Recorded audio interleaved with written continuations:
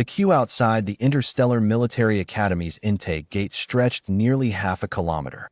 Beings from 14 registered species shuffled forward in their respective atmospheric suits. Velhari with their luminescent crests dimmed to polite neutrality. Drenoki twins sharing a single gravity harness. And somewhere near the back, one human. His name was Varek. He was 23 years old, 5'10", and carrying a battered rucksack that had seen 3 continents and 0 interstellar travel. He wore no atmospheric suit because he didn't need one. He had submitted his application like everyone else: biometric scan, species classification form, service history. He had even attached a recommendation from a retired Velhari admiral who owed his life to Varek's grandfather. None of that had stopped the murmuring. It started the moment the cadets ahead of him spotted the blue planet emblem stitched to his jacket. Earth, a Drenoki said to his twin, not quietly enough. They're still admitting Earth candidates? Apparently. The twins' mandibles clicked in the Drenoki equivalent of a snort. Short-lived. No natural toxin resistance. No regenerative tissue. Gravity-dependent. What exactly is the strategy? Bring them for morale. Laughter rippled through the cluster of cadets near the gate. Varek said nothing. He had heard variations of this his entire life. Humans had joined the Galactic Coalition only 40 years ago, and in 40 years, no human candidate had ever passed the Academy's final evaluation. The record was a fact. People enjoyed reciting facts when they wanted to be cruel without technically lying. He stepped forward when his name was called. The intake officer, a Velhari named Alara, her crest a careful, bureaucratic beige, looked up from her console with professional disinterest. Species, human, she read aloud. She pressed the scanner against the back of his hand. The device beeped, then beeped again, then flashed red. Every cadet within 20 meters went silent. Alara stared at the screen. The designation printed there was not one she had seen in 6 years of intake processing.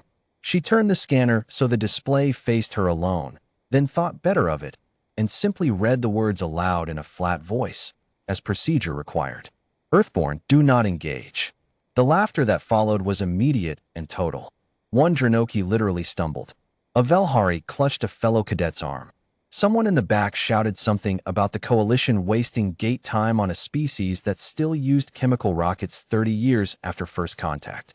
Varek stood with his hands in his jacket pockets and waited for the noise to settle. Alara studied him with more attention now.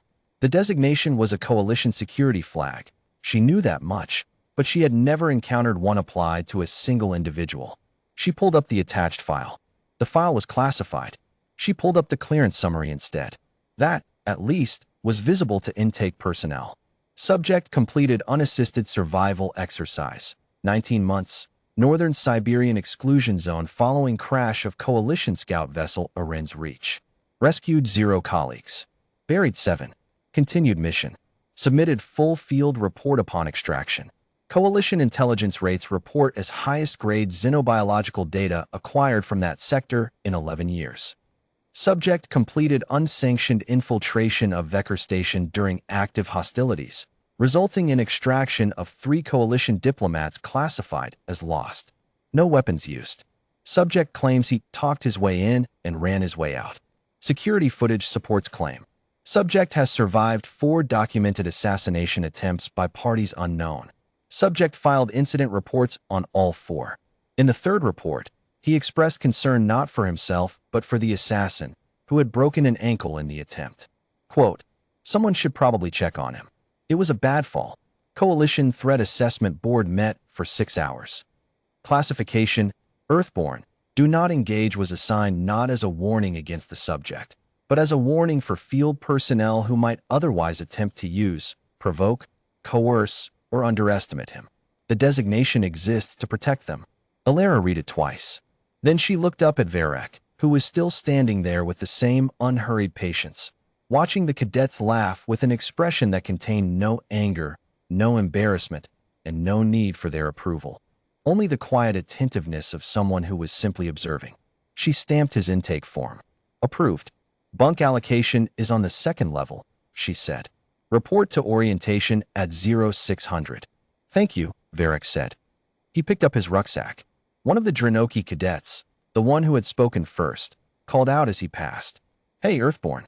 What exactly do you think you're going to offer this academy that 14 other species can't? Varric paused. He considered the question as if it genuinely deserved consideration rather than dismissal. 19 months alone in Siberia, he said. Not because I had to keep going.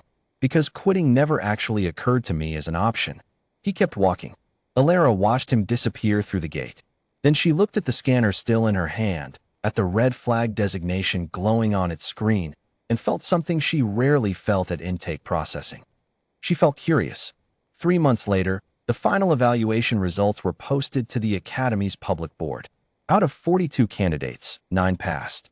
The breakdown by species was, for the first time in the Academy's history, topped not by a Velhari, not by a Dranoki, but by a human. Varric's score did not top the board because he was the fastest, or the strongest, or the most resistant to environmental extremes. The evaluation committee noted, in their official report, that he had scored in the middle third on every physical metric. He topped the board because on the final scenario, a multi-day wilderness survival exercise with a built-in extraction failure, designed to break morale, he had done something no candidate had done before.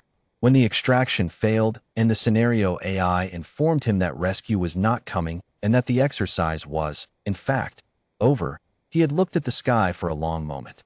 Then he had walked back to the starting coordinates, rebuilt the shelter from scratch with better insulation, cataloged every edible and medicinal plant in a 2-kilometer radius, carved a functional calendar into a flat stone, and continued waiting. The evaluation committee had watched him on the monitors for 11 additional hours before someone finally said, "He knows it's a test. He just doesn't care. He's going to survive either way." They passed him at midnight. He was asleep by then, under a shelter that could have lasted winter. Alara heard the news the morning after results were posted. She was at her intake console, scanning a new batch of applicants, when the Dranoki from intake day walked by, now a certified cadet, and stopped at the board with his twin to read Varric's name at the top. There was a long silence. "EARTHBORN, do not engage," one of them said quietly. It didn't sound like mockery this time.